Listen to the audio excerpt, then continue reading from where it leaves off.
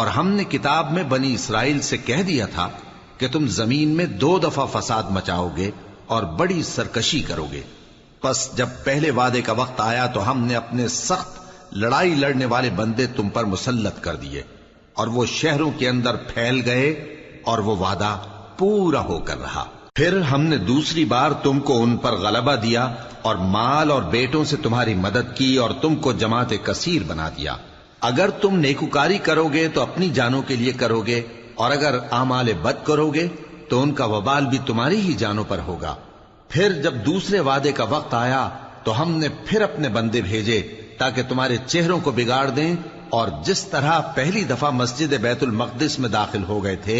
اسی طرح پھر اس میں داخل ہو جائیں، اور جس چیز پر غلبہ پائیں اسے تباہ کر دیں۔ امید ہے کہ تمہارا پروردگار تم پر رحم کرے، اور اگر تم پھر وہی حرکتیں کرو گے